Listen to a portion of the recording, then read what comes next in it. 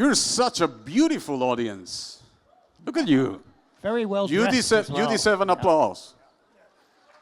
Yes. You know, at the beginning of this year, I did two things. I danced, of course. I'm Latin American. We have to dance. But then on 3rd January 2026, I found myself glued to the television as I finished Fara's wonderful book.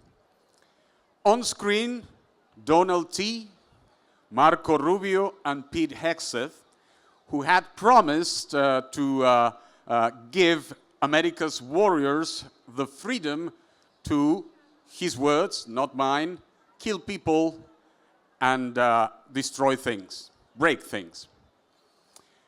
They were announcing that they had just made good on that promise. As you all know, in the morning of 3rd January this year, the US Army head towards my corner of the world, Latin America, and they kill people and broke things. It was a momentous affair. It was quite the thing for me, particularly to see that in lieu of justification, they gave us a litany, a cornucopia of reasons, as they put it. First of all, to rid the US from dangerous drugs.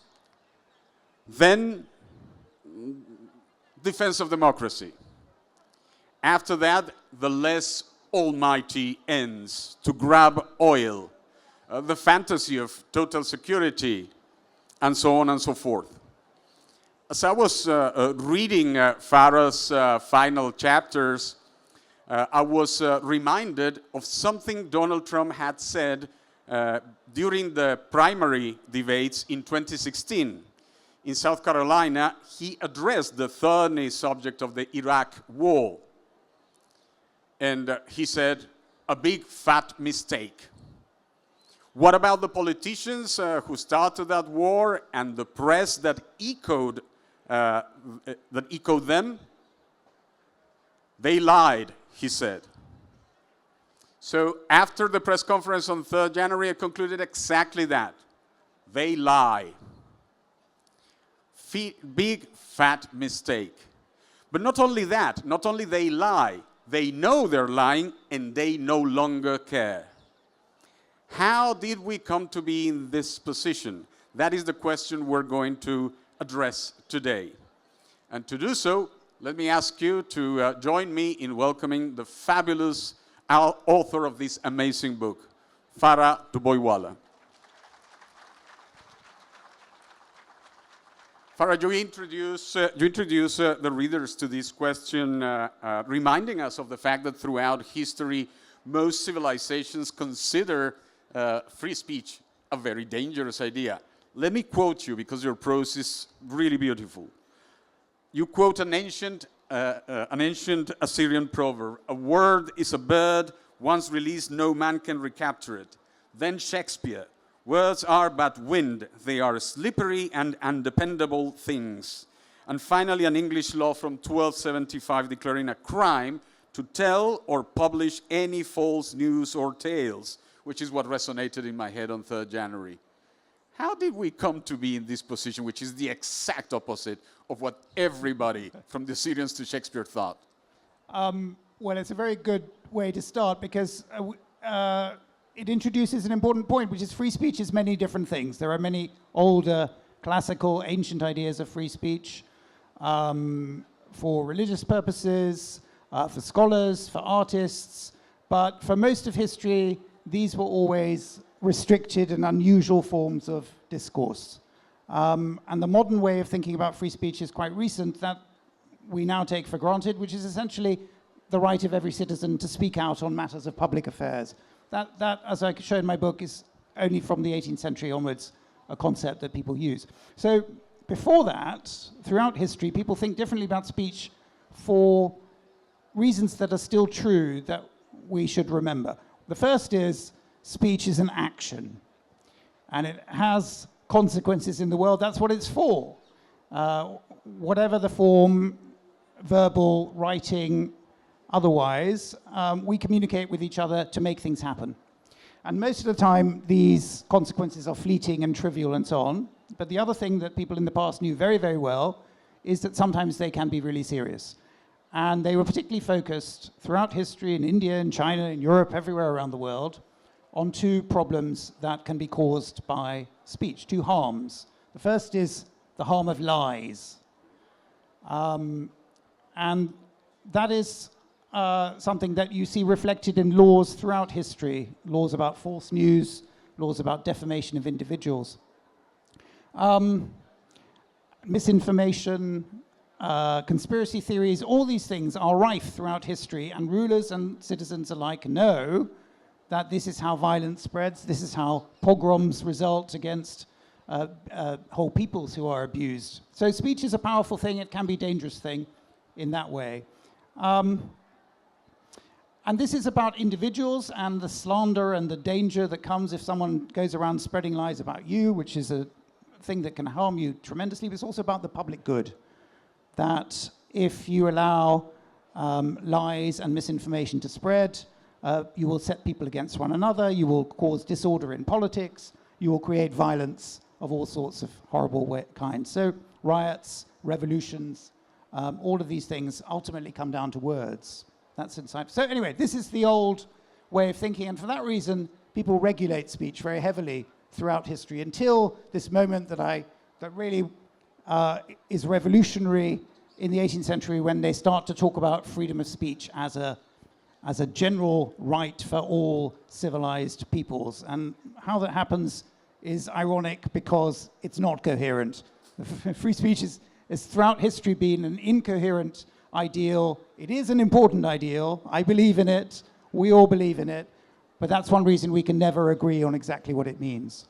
But it's quite an ironic story. I mean, you tell us that indeed in the 1700s, only in the 1700s, the right to freedom of speech as an individual, personal right begins to emerge.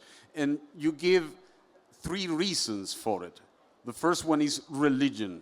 Tell us about the role of religious tolerance in particular in this story. Well, in some places, and Protestant countries are really the main example of this, and the idea emerges after the Reformation that individuals should rely mainly on their conscience, on their inner guidance to decide what is right and wrong in the religious sphere. You shouldn't just have priests telling you what to think. You should think for yourself. You should look at the Bible, interpret it, and so on. This idea of religious free speech is originally very controversial and very extremist and not really acceptable, but by the end of the 17th century, it's become a mainstream ideal. And again, this is an idea of free speech that's very, very sharply distinguished from normal speech. You can't talk about politics in the guise of religious freedom. That's not what it's for. You have to be well-intentioned. You have to be spiritually inspired to seek out what God's meaning is. Anyway, it's a kind of free speech. But the other 2 things that happen around 1700 are actually more important. And it's quite similar to our own age, really, in that what happens at that point in England are 2 revolutionary new things. The first is the explosion of party politics. Yeah. It's the first age of political parties who are battling for public opinion. Instead of appealing to a ruler who will decide everything, now they are appealing to the people and claiming to speak for the people, and claiming that their opponents are always trying to mislead the people and abusing language and lying to them. So you have this very partisan world, and into that, and partly because of that, the system of censorship, prior regulation of print, which had existed in England as everywhere else for dangerous texts, breaks down. There's a revolution in England, the religious complexion changes, I won't go into the details, but they can't decide anymore how to regulate controversial texts.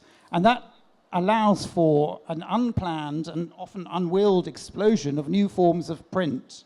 So that's the second reason. The second thing is this print explosion and the emergence of new media. New media, new newspapers in particular. People in England, in London, become addicted to this new form of fast-paced, partisan news. Because they love this new world and are addicted to it, they start to celebrate the liberty of the press as a good thing. So that becomes more than free speech, really, it's about the press. Liberty of the press is a good thing. At the same time, they can see that this has also made worse all the age-old existing problems of misinformation and lies and slanders and political corruption, and not least because the media are incredibly corrupt. They're not driven by public duty, they're partisan, they are out to make money. Politicians are always buying up newspapers and making them switch sides and bribing journalists. It's a deeply, deeply corrupt world. And for that reason, they can only come up with this basic idea that freedom of speech is good, liberty of speech is good, but licentiousness of the press, licentiousness means bad liberty, abuse of liberty, that is bad. But the problem is, this is a distinction that is never objectively possible to agree on. It's always in the eye of the beholder.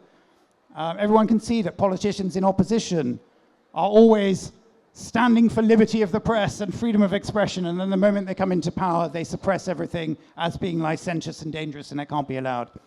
So it's a very unsatisfactory model, but it remains really the essential starting point for most laws. That's still the norm. So out of these three changes, money, new media, and politicians exploiting people's fascination with daily and weekly news, come out the two models that we have inherited. You just explained to us the first one. Yeah. The second, and against it, because it's so subjective, as you put it, a second one emerges, the absolutist model. Tell us about this absolutism. So the absolutist model is invented, and I use that word on purpose, by two London journalists in the 1720s who publish a deeply partisan left-wing attack on the government of the day that comes to be known as Cato's Letters. It's a series of weekly anonymous essays attacking the government for its corruption and its mismanagement of the economy, etc., in really outrageously explicit terms that never name names, because that would be dangerous for the authors, but are really, they call for people to be lynched for stock market profiteering. They say that, people should take to the streets to protest, and so on. Anyway, it's incendiary stuff. And in order to defend themselves, as part of this, they put forward a new proposition, which is freedom of speech is the foundation of all liberty. It's the most important thing of all. And they say, firstly, that. Secondly, the people are always right. If you just let the people discuss politics freely, they will come to unanimously to see the truth and agree on it. And thirdly, politicians and governors are always corrupt, and they always are seeking to mislead the people and tyrannize them, and the first sign of that is any restriction on freedom of expression. So the moment you see that, you know you're on a slippery slope to tyranny, and that's why it's the foundation of all liberty. Anyway, it's a theory that is incredibly influential for all opposition politicians from that point onwards. And in one place in the world, in North America, it happens to become taken up and feeds straight into what becomes the First Amendment of the United States Constitution, which is the only place in the world where this absolutist outlook has ever made it into law. Now, this story is fairly well known among scholars. I was interested to find out why these two completely obscure journalists and how they managed to invent a whole new way of thinking about free speech. And I discovered two fascinating things. One is their theory is completely full of holes. It's basically bullshit. And they're writing it just to defend their own practices. They're saying you can attack the government as much as you like because people will always see the truth. So lies don't matter because the people will see if it's false, and if it's not, if you attack a governor untruthfully, people will see it's untruthful and it will just slide off them.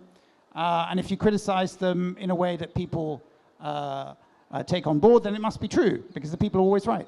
Anyway, but that's really fascinating because it is precisely the ambiguity of that history what leads us back here Yeah. to India Yeah. and to the person of the philosopher of liberty, John Stuart Mill, who was also, as Indians know better than we do, an apologist for the East India Company.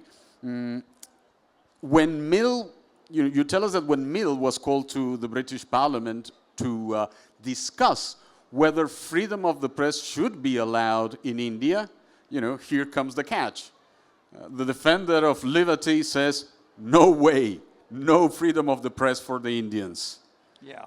This is the part of the story that becomes really interesting. Yeah, so my book is a global history of this idea. It's an international idea, but it's also the case that from its very inception, different cultures have taken a different view of exactly what it means and never been able to agree internally, and then disagreed internationally as well, as we're still living with the same problems today. But I became interested in the fact that freedom of speech is basically an idea invented by 18th century men, European men, who then go around the world telling other kinds of people to shut up. Like, women should shut up. This is part of the early theory of free speech. I mean this quite seriously, that it's only for men, it's only about public matters, and women don't know about that. They're always talking too much about the wrong things. It's also part of the history of imperialism. These same ideas then get exported into the Americas and into India by imperialists who, on the one hand, believe that they stand for liberty, and on the other hand, tell natives to shut up, brown people shut up, black people shut up, slaves especially shut up. So I was very interested in how this, what we would see as hypocrisy, but they see as perfectly reasonable, played out in the Americas and also in India. So I've got some fascinating discoveries about the early history and the development up to now of free speech in India. And it's particularly interesting in India because India is an incredibly sophisticated political culture before the English arrive. It's much more literate. The very powerful oral tradition. Yes, oral traditions and written traditions, and in Bengal, above all other places.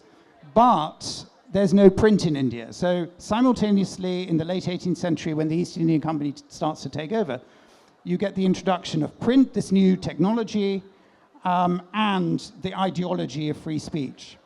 And that's a fascinating trajectory. It's interesting for India. It's got to my mind, dispiriting outcome in the present, because the colonial laws then get taken over by the independent polity of India, and they are not very good laws. They're bad laws in many ways. The hate speech laws in India are distinctive and different from those in the rest of the world because they're imposed by people who think of Indians as intellectually immature and emotionally voluble and religiously excitable in a way that normal, rational Europeans aren't. And that's a problem for modern India, and those laws can be weaponized, as the audience will know better than me. But to go back to Mill, the imperial experience, the experience of ruling over India and thinking about how you stand for liberty on the one hand and claim that you're exporting liberty of the press and educating this backward people and allowing them the freedom of enlightenment through the press, and at the same time don't want them to do anything to oppose British rule. That's a really interesting dynamic, and Mill epitomizes that. And the point I want to make is that that influences Western ideas very strongly. So On Liberty, which is still the most important text for modern Western thinking about free speech as an individual right, is a very colonial text, although it's not very clear. You have to read between the lines, but it's basically about how freedom of speech is a great thing for rational individuals and very important to self-development, but not for immature peoples, not for the colonial mind. I mean, the importance of this is tremendous. I mean, to me, this is the backbone of the book and perhaps the most original claim, because you're telling us that the lesson we should get from the story of freedom of speech in India is that freedom of speech has never been just about content. It's It never, is also about who can speak, not just what you can say, but who can say it. And this resonates very strongly with what we would now call, for instance, the hypocrisy of the West vis-a-vis what is happening in the occupied territories and so on. Liberty is for some. Freedom of speech, freedom to produce knowledge is for some, the advanced peoples, but not for the peoples of India or Latin America. right. So freedom of speech is always about power, I'm afraid.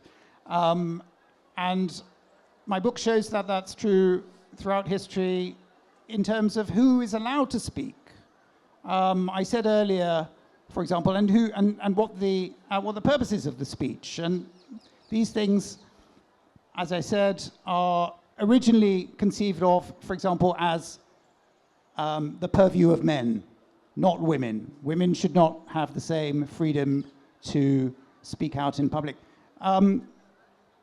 Same slaves should not speak. Brown people. The point about that is this is a very powerful theme throughout history. We see it in the present, of course. The powerful have greater amplification of their message than the powerless. The other point, though, which is important to make, is also a theme in my book and is a theme throughout history, is that once this idea is out there, the marginal and the voiceless and the suppressed also can appeal to it and do. So right away in the 18th century, if you look at women's discourse, women's poetry, women's writing, a major theme in that is freedom of expression, freedom of speech. And what they mean by that is not being mansplained to and shut up by their husbands and by men in general. So it's an attack on the patriarchy. And the same is true of abolitionists whose freedom to speak is denied and denied and denied, but the ideal gives them authority and power to speak their truth. And then out of the abolitionist movement also comes then the first organized movement of political feminism and the right to vote. So in all these ways, throughout history, there's this constant tussle over the meaning of this concept, and we're still living in that moment, and we should, because it's an insoluble question to reduce to simple slogans, as people like to do. Not only that, this history that happens in the so-called peripheries of the world has a tremendous impact at the center.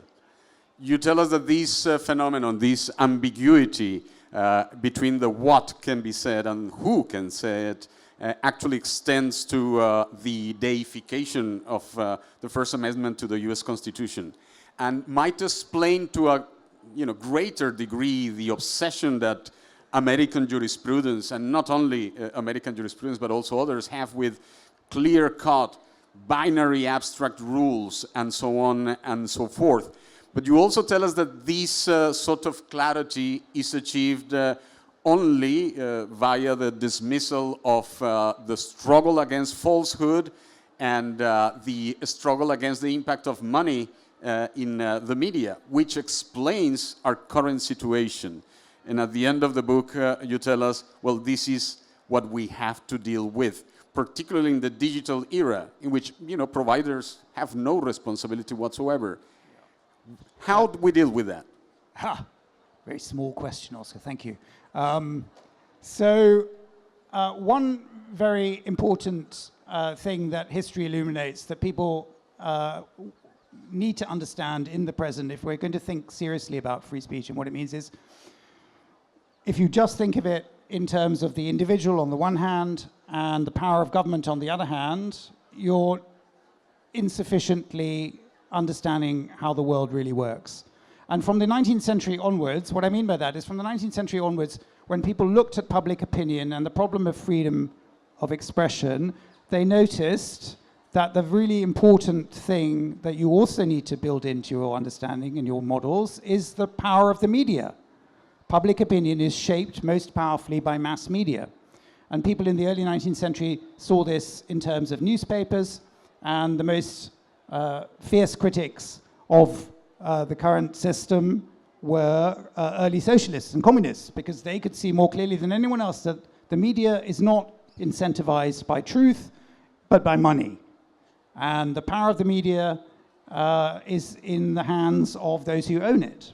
And their political points of view are highlighted and others are silenced. So out of that comes a critique that's a very powerful one for socialists and communists, thinking about the ownership of the media, but also lots of conservative critics and liberal critics start to think from that point onwards about how free speech should also involve basically the rights of the public, the common good, how to incentivize the media to advance truth, not just to be in service of partisan politics, how to allow a diversity of voices and so on. And out of that comes a whole series of experiments, especially in the 20th century, with new forms of media ownership, co-ops, and also public broadcasting as a public service, and a stress on the responsibilities of major news organizations to the public, not just to their shareholders. And this peaks in the 1940s, and ironically enough, in the United States, theorists are in the vanguard of this. The Supreme Court comes close to reinterpreting the First Amendment in this more sophisticated way. I explain in my book why that story has an unhappy ending towards the more modern, absolutist, simplistic approach of Americans. But the point is, this comes through in, for example, the Universal Declaration of Human Rights, which is an American document, more than any other nations, which conceives of free speech, first of all, as not just a matter of rights, but also as responsibilities, and secondly, incorporates this idea about access to truthful information being at the core of what that right should involve. And that also then goes into other documents like the European Convention on Human Rights and so on. The last part of my book is about how Americans move away from that and disastrously then come up with this very increasingly simple set of rules that are premised on the idea that individual rights are all that matters. Speech is not an action, it's separate from action, it can't really cause any harm. If it does cause harm, the only remedy is more speech. These are things that people learn in law school in America, and they're deeply part of the culture now, but they're quite recent inventions. They have a lot of downsides to them as a set of principles. One is that you have to ignore the harm that speech can cause. You have to ignore the role of the media. You have to ignore the way in which then the First Amendment has been weaponized by corporate interests to push back against any kind of government regulation. I mean, people selling ghost guns on the internet appeal to the First Amendment. People spreading misinformation about vaccines appeal to the First Amendment, and successfully so, because it's been become a doctrine that is so restricted. Americans see it differently, and I'll just end by saying why they see it differently, because they see the problems with the balancing approach. The moment you have laws restricting forms of harmful speech, those laws can be weaponized and abused. That happens everywhere. It happens in the United Kingdom, happens in India, and that is very problematic. So Americans think it's appalling that in the UK you can be arrested now for holding up a piece of paper that says, "I support Palestine action, I oppose genocide." That's now a criminal offense in the United Kingdom. It's bizarre and wrong. And that's the reason why they think it's better to have this absolutist presumption that laws are basically unnecessary and dangerous. But of course, and before we go to the audience for questions, this second absolutist model has its troubles as well. I mean, the arch absolutist is no other than Elon Musk, who declared himself a free speech absolutist. And the catch comes when, for instance, the Brazilians try to regulate his digital platform, X. At that point, and here we are full circle at the beginning, we in Latin America interpret what happened in Venezuela not just as a question concerning grabbing oil and asserting dominion over the so-called backyard, but also as a message. If you try to regulate things like X, for instance, we will bomb you. And in Europe, we are also seeing what that is doing to, for instance, the BBC. And of course, to the European Union, who has been warned that if they try to regulate, consequences will follow.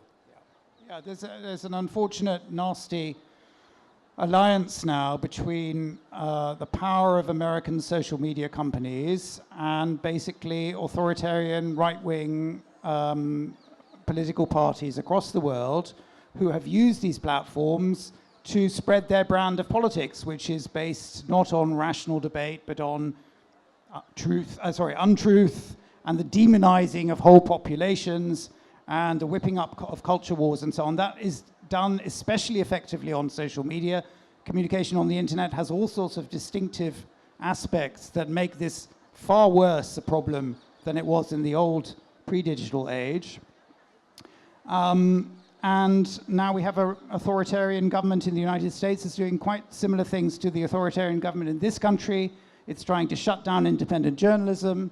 It is destroying, as far as it can, the sources of independent authority in the culture that any flourishing democracy relies on. So you need independent universities and scholarship and journalism and science that is not partisan. Those things are all under attack in America, as they are in Hungary, as they are in Turkey, as they are in India. And the third thing you do is then, instead of dealing properly with social and political problems, you demonize whole sections of your population as the source of the danger because they are not truly loyal citizens. Immigrants, people of color in the United States, people of other religions. That's a very nasty form of demagoguery that flourishes again on online platforms. Now, these platforms are the most powerful publishers the world has ever seen. And the only places where people are trying to grapple with the first step with the problems, the first step is to treat them as publishers and to call them to account and remind them of their responsibility not to amplify misinformation and lies. It's a very difficult thing to do when people are so rich and greedy and American, but the Brazilians are trying it, the Europeans are trying it, the Australians are trying it in a little bit way. We'll see what happens. So there is still hope. So what we just did, we told you the whole story from the Assyrians to Donald Trump in half an hour. He's great. Now is your turn. So please raise your hands. Plenty of questions, I'm sure. Let's begin with the gentleman over here.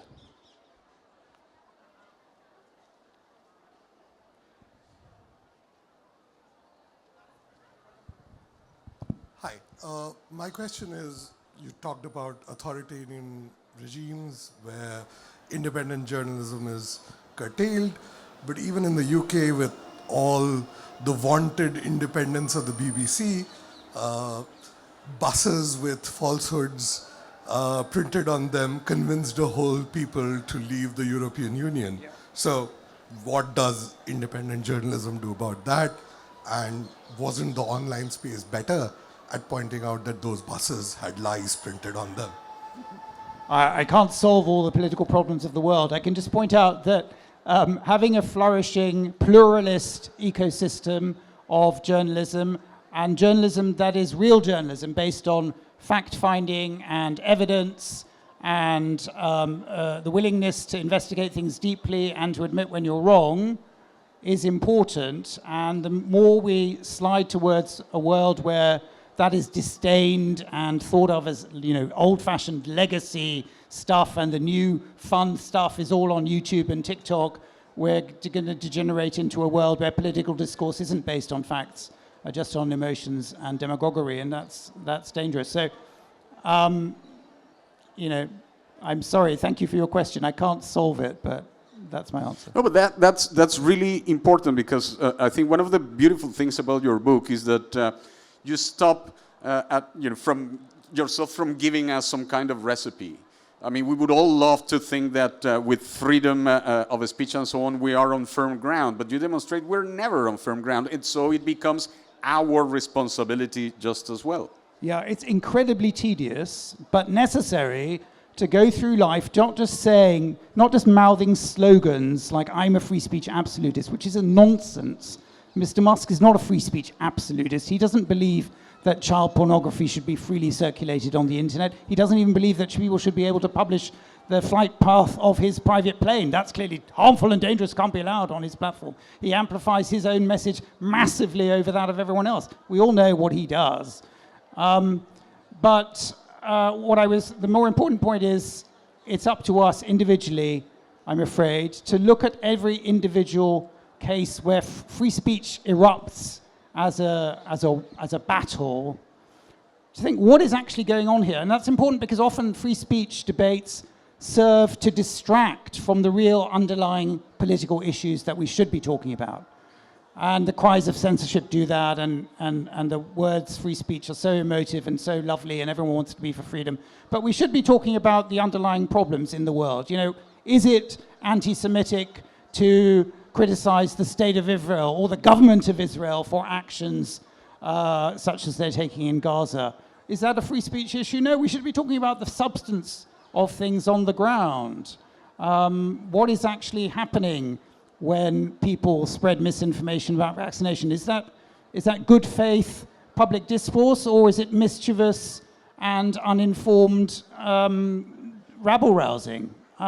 So in each case, we need to decide for ourselves, do we support this as a form of free speech? And we should, I think, all maximize what we support as free speech, or is it actually harmful? That's the criterion. Not offense, not some kind of notion of honor, but harm.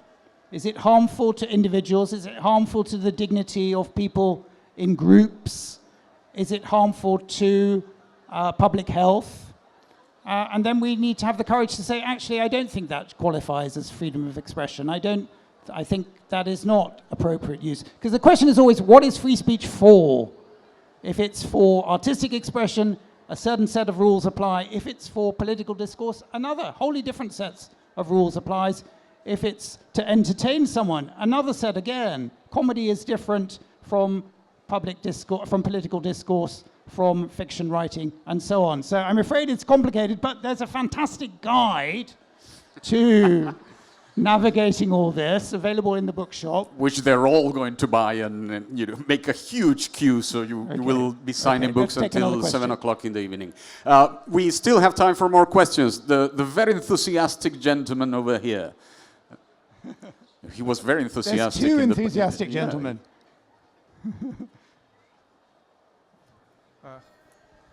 Hello, and thank you for the lovely talk. Thank you so much. And my question is regarding the BBC and its biasness, because in its leaked internal communications, not just political motivations, but when talking about the Gaza genocide, they wanted to both sides the issue because of they didn't want to be perceived as bias. Yeah. So should there be a moral absolutism when it comes to an organization like BBC?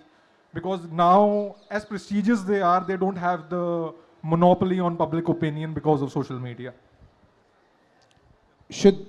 Yes, let's have the other question as well. Why don't we? Yeah. My question to you, how do you see freedom of speech on about religion?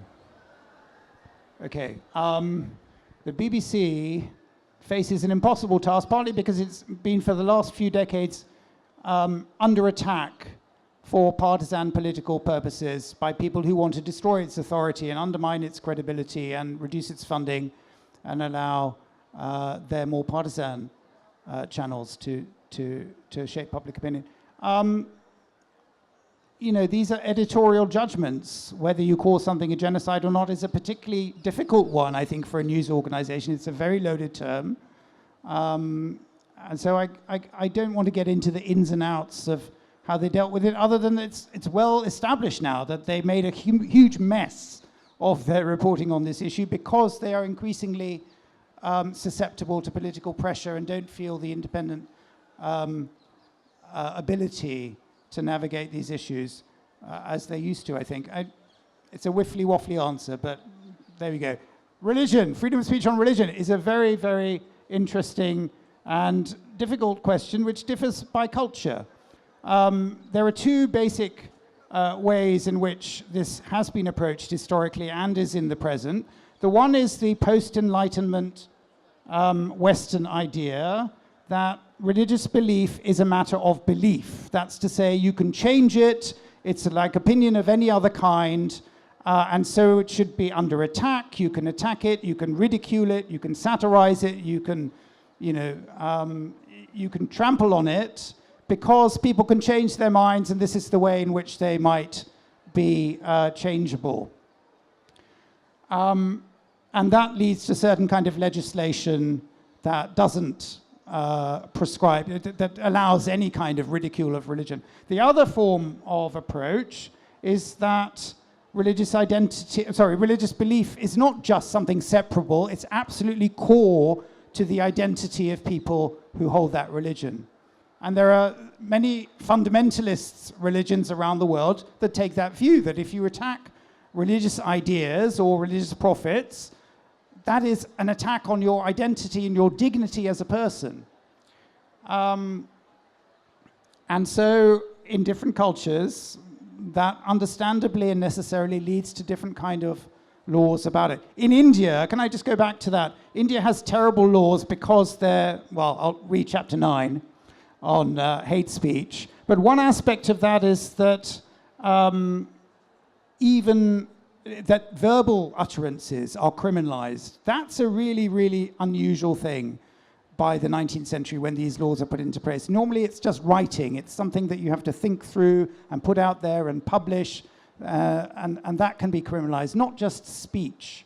It's very dangerous to criminalize that speech. And the second thing that's so terrible about those Indian laws is that they are not based on harm or any objective establishing of danger or harm. They're based on emotion and offense.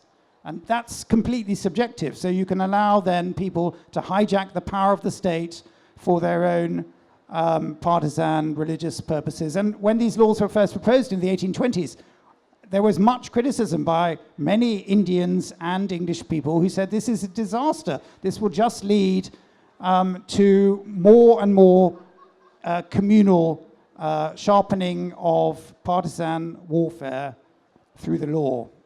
It is quite paradoxical that these problematic laws and their paradoxes are also in part, at least in part, the inheritance of the colonizer. I mean, and their persistence proves the persistence of that colonial mindset. Another question. The lady over here. He's favoring people who jump up and down very enthusiastically. I love yes. people who yes, jump madam. up and down. I love people who dance. You'll see why. Please, go ahead. Thank you for this panel. It's lovely to hear both of you. I have read your book, Farah, before I came to the JLF, and I find that every word in your title itself is a loaded word. It requires a framework to be put in, and you've done a beautiful job of putting it in the book. Two more things come to my mind. Just like freedom comes with responsibility, so also speech comes with responsibility. That's the moot thing. So would you like, or would you already be working on another one where you put down the framework of what responsibility means in different contexts? There can't be something like 3 laws of robotics, but can we have something that, it's not that people don't know it, but people forget it in the noise of what's happening in the world right now. Yeah. Each of us has that inherent, innate quality of being responsible towards what we are saying and doing. So that's the question, your next work and the frameworks of responsibility. Thank you so much for your question and for buying the book. Very, very inspiring. I think one interesting thing about free speech is that it is so artificial compared to how communication really works all the time in the world. All the time in our daily lives, we are constantly calibrating how we speak according to what the venue is, who we're speaking to. You speak very differently to your scary boss than to your children. You use humor when it's appropriate and not when it's not appropriate. And are we all the time able to navigate this quite well because it's exquisitely contextual, how we go about using language. And sometimes miscommunication ensues. Like, everyone has been in an argument where they resort to the apology, oh, I was just joking. And that's because we all know that the laws of speech are freer if you're joking. And of course, anyway, so the problem is that if you think of free speech, once you start to make laws about free speech as an individual right, because they are laws, they are supposed to treat everyone equally and transparently and consistently. And then you have to throw out of the window, either have to throw out of the window all the context and say everyone can say exactly the same thing anywhere, which isn't how the world works, or you have to be very attentive to the context all the time, in which case it looks like you're treating different people differently for the same words, which also creates problems. So that much about responsibility. But the real problem in the world is not individual responsibility. The real problem is the responsibility for the amplification on a massive scale of speech through the mass media. And that's where we as societies really need to focus our attention and treat them as every single previous iteration of the mass media has been treated, as something that requires regulation, that requires responsibility, and that requires a framework of laws and institutions to manage in the public interest. So Fara is going to be signing books on the side. My books are also in in the bookshop, so please get them so I get invited to my editor's party. But before we finish, I want us to engage in an experiment in freedom of expression. I did this in Calcutta, and I'm sure you're going to be much better. Could you please stand up? Just all of you, just please stand up. He didn't tell me about this. No, I didn't. The best way of capturing freedom of expression is our bodies. Music, dance. And I told you, I'm Latin American, so I have to dance, and I want you to join me. It's very simple. It's very simple. You're very good dancers here in India, so all you have to do is clap and go up and back, front, back. Come on, join me. And clap, and front, and back, and front, and back. And we're free. Yes. Thank you very much. Please join me in appreciation of Fara's wonderful book. Thank you for coming.